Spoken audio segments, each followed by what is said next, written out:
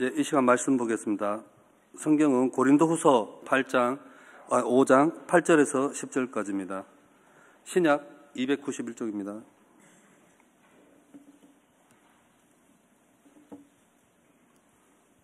합심하여 함께 읽겠습니다. 8절입니다. 우리가 담대하여 원하는 바는 차라리 몸을 떠나 주와 함께 있는 그것이라. 그런즉 우리는 몸으로 있든지 떠나든지 주를 기쁘시게 하는 자가 되기를 힘소원하라. 이는 우리가 다 반드시 그리스도의 심판대 앞에 나타나게 되어 각각 선악간에 그 몸으로 행한 것을 따라 받으리라 함이라. 아멘. 감사드립니다. 우리 귀한 우리 교회에 우리 장학 개헌신 예배에 설교를 하게 되어서 먼저 감사를 드립니다. 그리고 특히 또 우리 김종원 목사님 쓰시고 이 강당에 그리고 사회 가시고 목회하시는 이 진량제일교회 이 강당에 서게 돼서 또 감사가 되고 또 감격스럽습니다. 저는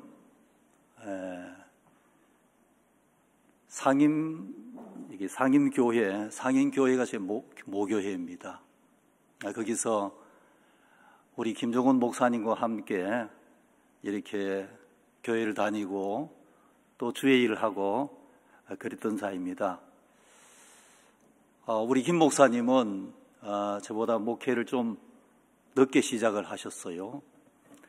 그렇지만은 이 목회 사역을 너무 잘 감당하고 계셔서 제가 생각하기도 너무 자랑스럽고 또 존경스럽고 감사하는 마음이 있습니다.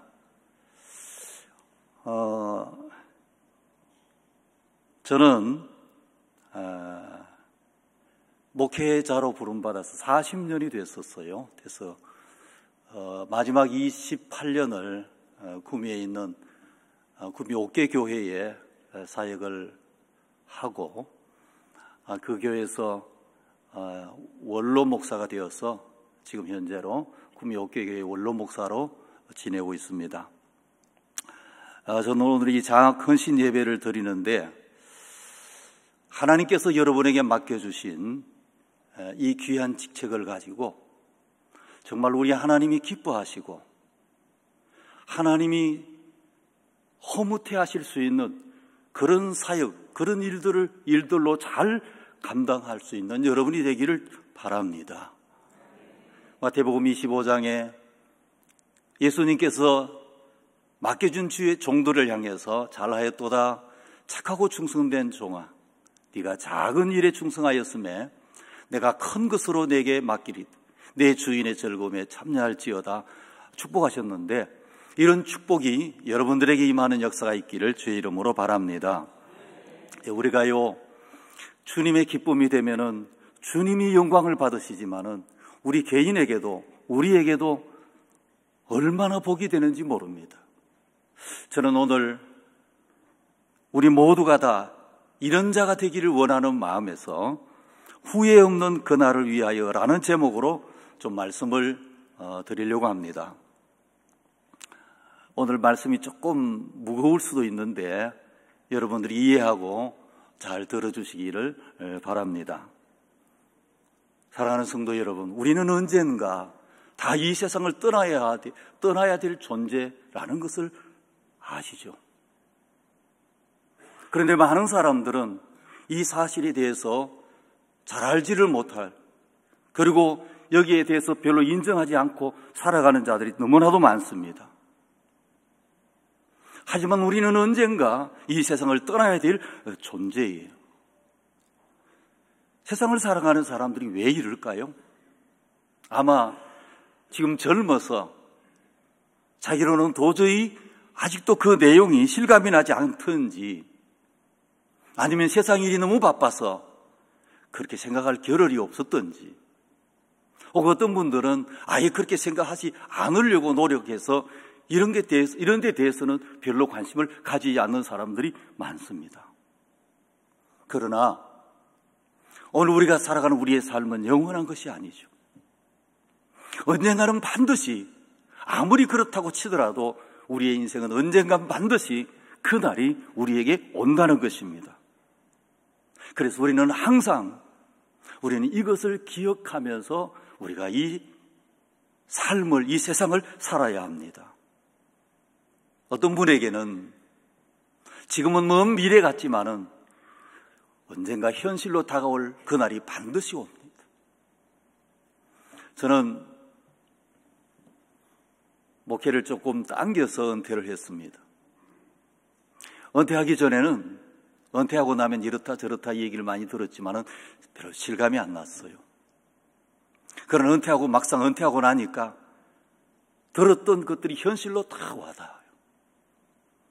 그러면서 과거에 느끼지 못했던 것들이 은퇴하고 나니까 많이 느껴지는 것을 제가 경험을 했습니다. 우리의 인생도 똑 이와 같지 않을까요? 사랑하는 성도 여러분, 우리가 예수를 믿는 이 세상에서의 삶 중에서 우리의 예수 믿는 이유 중에 이 이유가 우리에게 가장 큰 이유 중에 하나가 또 이 이유입니다.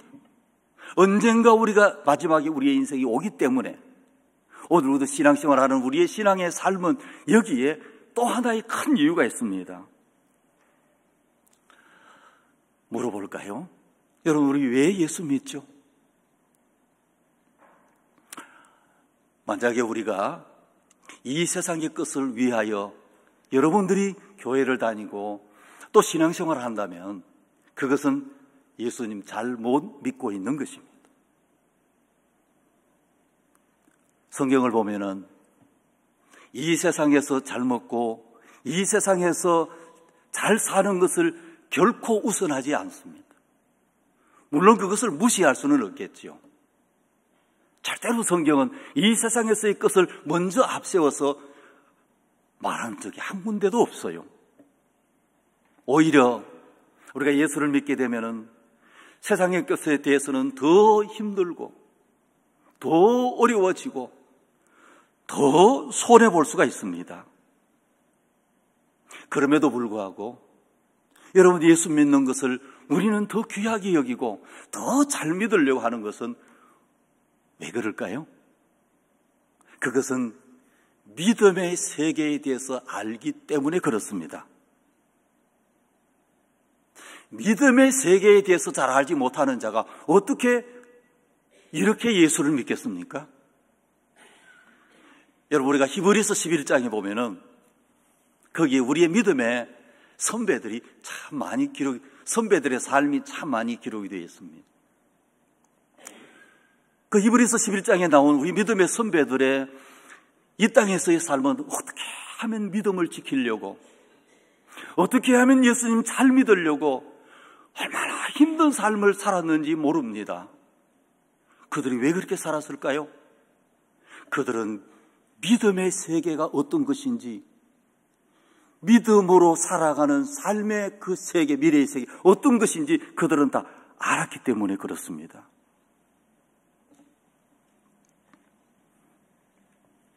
그 시대하고 오늘 시대하고는 좀 달라요. 히브리서 11장에 나오는 시대하고 오늘 우리가 살고 있는 이 시대하고는 조금 다르지만 저는 생각합니다. 진짜 우리가 예수를 믿는 자라면은 그들이 가졌던 그 마음, 그들이 가졌던 그 신앙심이 오늘 우리 마음 속에도 살아 있어야 한다는 거예요. 그래서 저는 교회에서 우리 목회를 할 때 그런 얘기를 성도들에게 자주 합니다. 여러분, 이 시대에 우리는 순교할 수는 없어요. 물론 순교하려고 순교사로 간다든가 하면 되겠지만은, 그러나 순교적인 마음을 가지고 주의를 할 때도 순교적 마음을 가지고는 할 수 있잖아요. 그렇게 하자고 성도들에게 요청합니다. 요청 많이 했었어요. 사도 바울은 예수님을 믿고 난 뒤에 얼마나 힘든 삶을 살았는지 모릅니다. 그는 예수 믿기 전에 잘 살았어요. 너무 부럽지 않는 삶을 예수 믿고 난 뒤에 그는 힘든 삶을 살았지만은, 그러나 한 번도 나는 힘들다, 못하겠다 그렇게 얘기한 적이 한 번도 없습니다. 왜 그렇죠? 그 이유는 바울은 하나님의 나라를 알았기 때문에. 사실 사도 바울은 하나님의 나라에 가본 사람이죠. 삼청천에 갔다 왔으니까. 그가 하나님의 나라에 가보고 난 뒤에 와서 한 말이, 그 찬란한 세계, 그 아름다운 그 하나님의 나라를 인간의 언어로는 가히 표현할 수가 없다고 했습니다. 그러면서 그 마음을, 그런 그때의 신앙의 마음을 오늘 우리가 읽은 이 성경 속에서도 기록을 해놓고 있는데 8절이에요. 고린도후서 5장 8절에 보면 이렇게 말씀하고 있습니다. 바울이 우리가 담대하여 원하는 바는 차라리 몸을 떠나 주와 함께 있는 그것이라 그랬어요. 이게 무슨 말이죠? 바울의 소원은 차라리 내가 몸을 떠나 주와 함께 있기를, 차라리 내가 죽어서 주님의 나라 가기를 원한다. 그게 바울의 마음이었습니다. 그런데 이런 고백을 하는 바울의 마음 속에도 고민이 하나가 있었습니다. 그것이 무엇이냐 하면은, 자신은 죽으면 하나님의 나라에 가겠죠. 그러면 하나님의 나라에 가지만은, 그러나 바울은 하나님의 심판대 앞에 서서 하나님의 심판대 앞에 서야 한다는 이 사실, 여러분 아십니까? 성경을 보면은 오늘 우리 모두는 다 하나님의 심판대 앞에 선다고 말했습니다. 고린도후서 5장 10절입니다. 이는 우리가, 본문이죠. 이는 우리가 반드시 그리스도의 심판대 앞에 나타나게 되어 각각 선악간에 그 몸에 행한 것을 따라 받으려 함이라. 사도 바울은 내가 마지막 주님의 심판대 앞에 설 때에 주님이 나를 어떻게 여기실까? 이것이 아마 바울에게는 고민이 되었던가 봅니다. 성도는요, 천국 가는 것도 중요해요. 우리가 하나님의 나라 가는 것도 중요하지만은, 그러나 우리가 하나님 앞에 심판대에 섰을 때에 하나님이 나를 어떻게 판단하실까? 이것은 너무너무 진지한 문제예요. 이 사실을 깨닫고 사도 바울은 한 가지 결심을 합니다. 뭐라고 결심할? 그것이 오늘 본문에 나오는데 9절입니다. 9절. 고린도후서 5장 9절. 같이 한번 읽어볼까요? 우리 같이 한번 읽어보겠습니다. 시작. 그런즉 우리는 몸으로 떠나 있든지 주를 기쁘시게 하는 자 되기를 힘쓰노라. 아멘. 이 사실을 깨닫고 바울은 나는 살든지 죽든지 나는 그리스도를 기쁘시게 하는 자, 나는 하나님의 기쁨을 위하여 살리라. 이것이 사도 바울의 고백, 깨닫고 난 뒤의 고백입니다.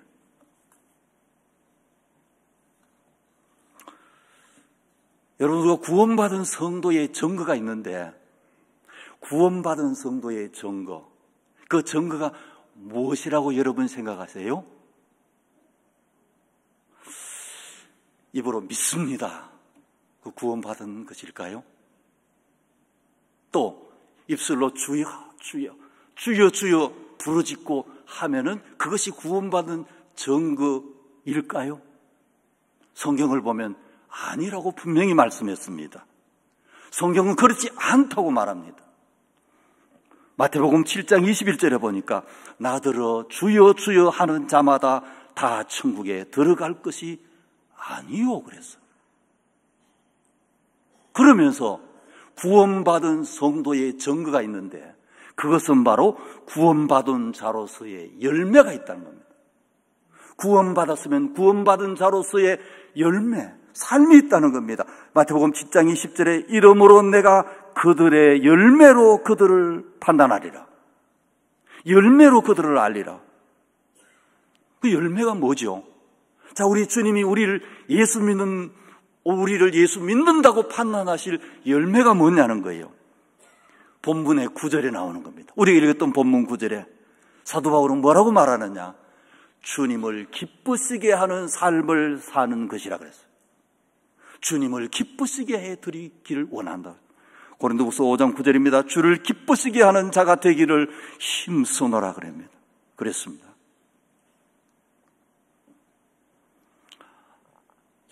여기서 힘쓰노라, 구원받은 성도는 주님을 기쁘시게 해드리는 자가 되기를 힘쓰노라 했는데, 여기서 힘쓴다는 이 말은 노력한다는 말이 아니에요.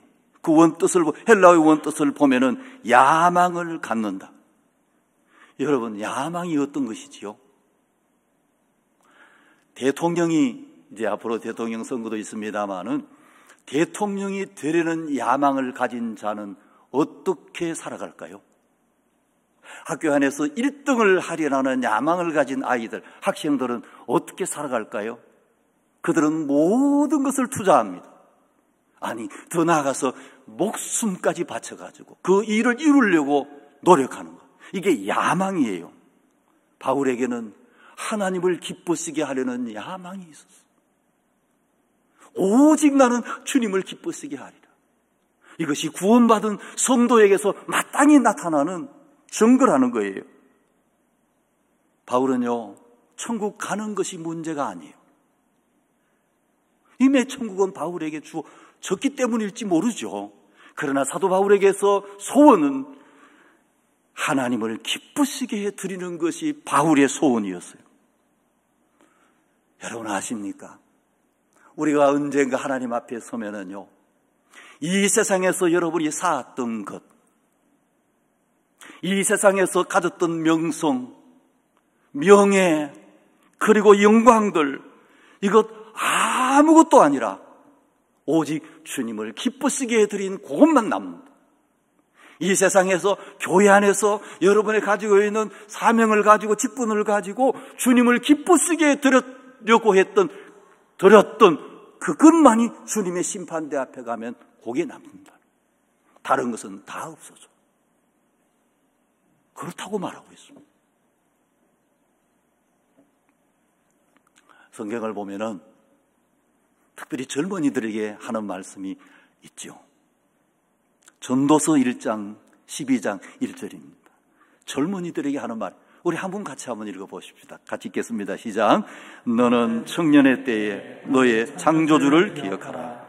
곧 공고한 날이 이르기 전에, 나는 아무 낙이 없다고 할 때 가깝기 전에 뭐라고요? 창조주를 기억하라.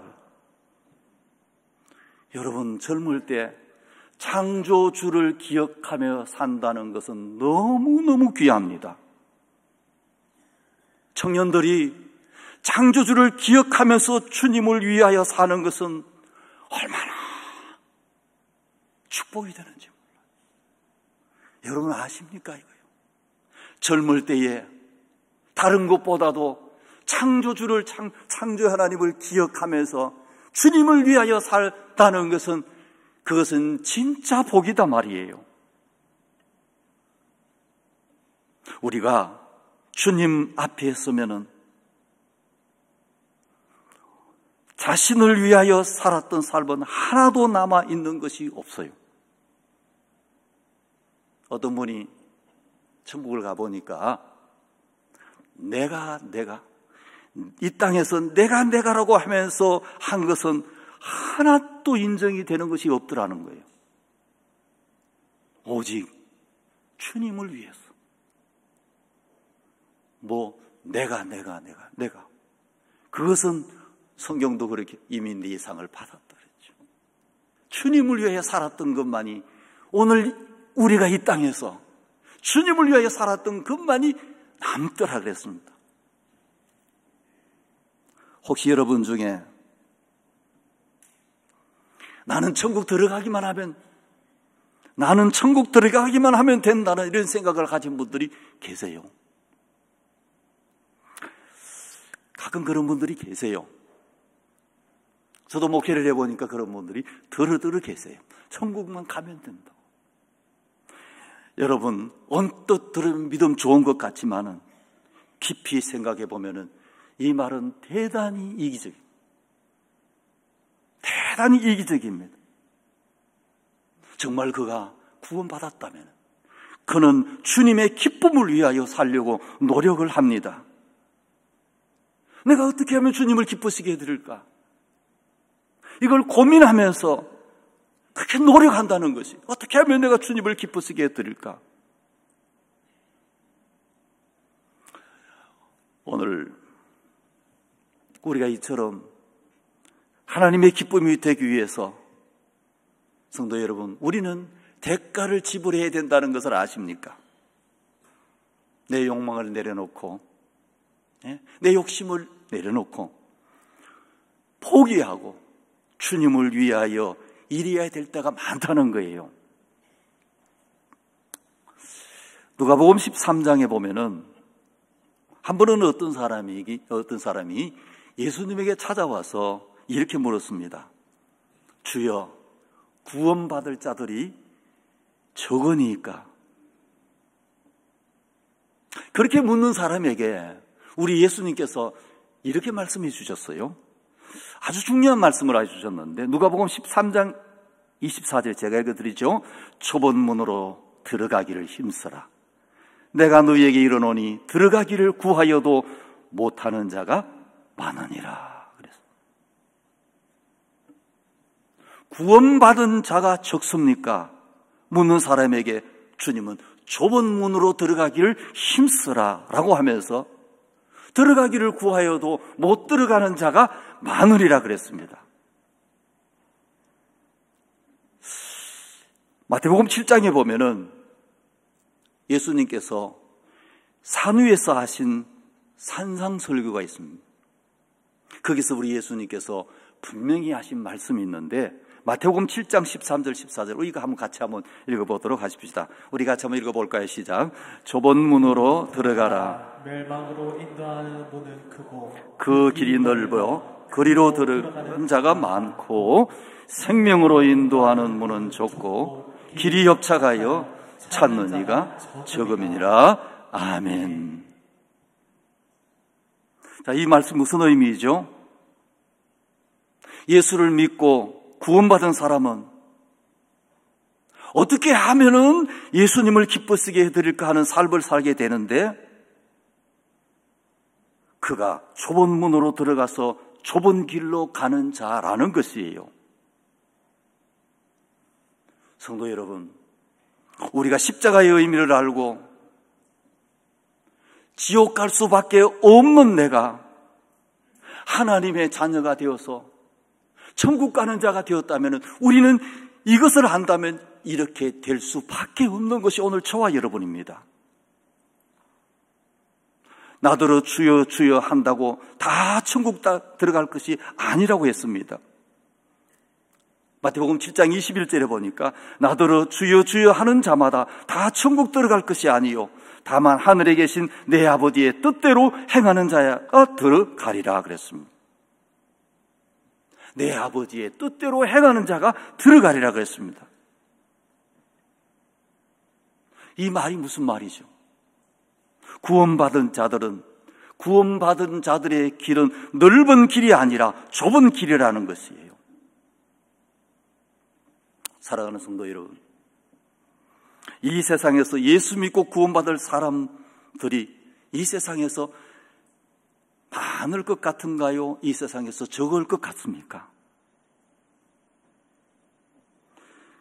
마태복음 7장서 이렇게 말합니다. 멸망으로 인도하는 문은 크고 그 길이 넓어 그리로 들어가는 자가 많지만 생명으로 인도하는 문은 좁고 그 길이 협착하여 찾는 이가 적음이라 그랬습니다.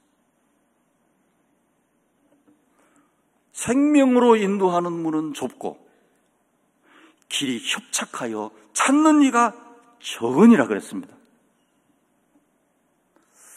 자, 우리 이름 아래 우리 모습을 한번 되돌아보시기를 바랍니다. 나는 지금 넓은 길로 가면서도 구원받은 자로 여기고 있지는 않는지요?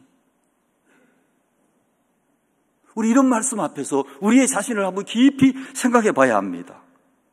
나는 지금 좁은 문으로 들어와서 좁은 길로 가고 있는지 우리의 자신을 한번 살펴보시기를 바랍니다. 하나의 예화를 하나 들고 마치려고 합니다.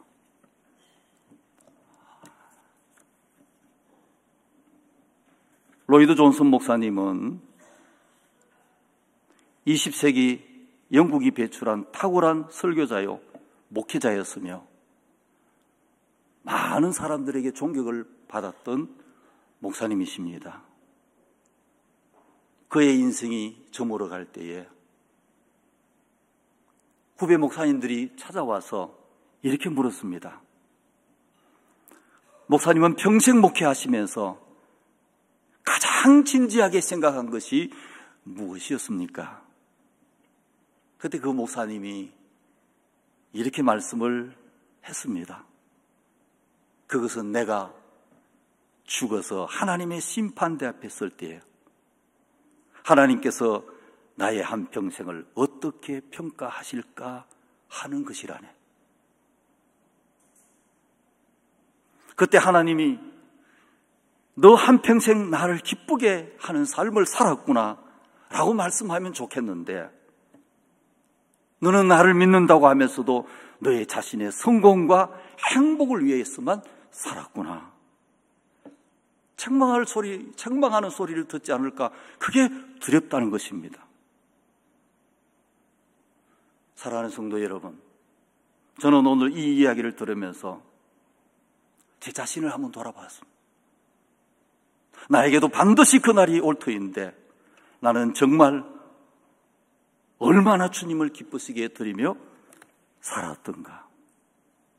우리는 언젠가 각각 주님 앞에 설 날이 올 텐데 그때가 진짜 우리에게 기쁨의 시간이 될까? 아니면 후회할 시간이 될까? 그렇게 생각하면서 우리는 신앙의 생활을 해야 한다는 것입니다. 그래서 우리 모두 다 주님 앞에 설 때에 그 날이 여러분에게 기쁨의 날, 승리의 날이 되시기를 주님의 이름으로 축복합니다. 성도 여러분, 우리의 목적은 이 세상이 아니에요.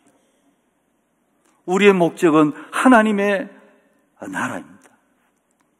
우리의 집은 하늘나라고 지금 우리는 다 지금 여행자처럼 살아가고 있는 것이 오늘 우리의 이 땅의 삶입니다.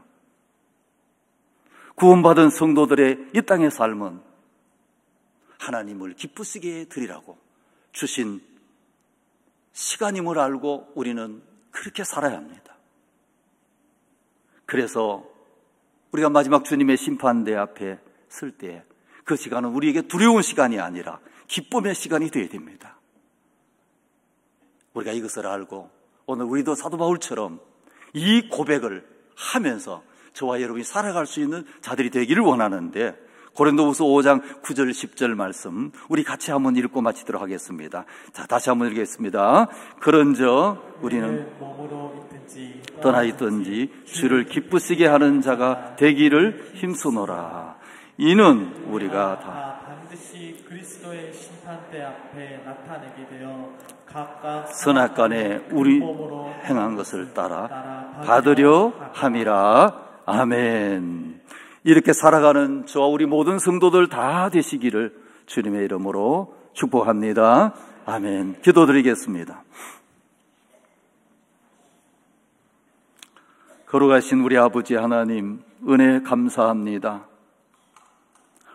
오늘 이렇게 귀한 강당에서 제단에서 하나님의 말씀 우리 성도들에게 전하게 하시오니 감사드리고 아버지 하나님 우리가 오늘 성도들 이 장학개원 진예배를 통해서 오늘 이 말씀을 받습니다.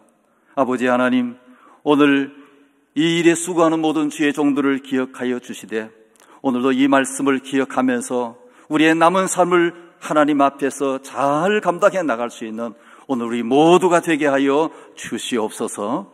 걸어가신 아버지 하나님이여 우리 함께 후회 없는 그날을 위하여 살아갈 수 있는 우리 모두가 되어지기를 원합니다. 성령께서 역사하여 주시옵소서. 아버지 하나님 우리 귀한 목사님 또 이 강당에서 하나님의 말씀을 전하며 귀한 성도들을 목양하고 계시는데 하나님께서 능력에 능력을 더하여 주시어서 한 사람이라도 더 구원으로 하나님의 나라로 이끌어가기에 부족함이 없는 귀한 목사님 되게 주의 영이 성령께서 저와 함께하여 주시옵소서.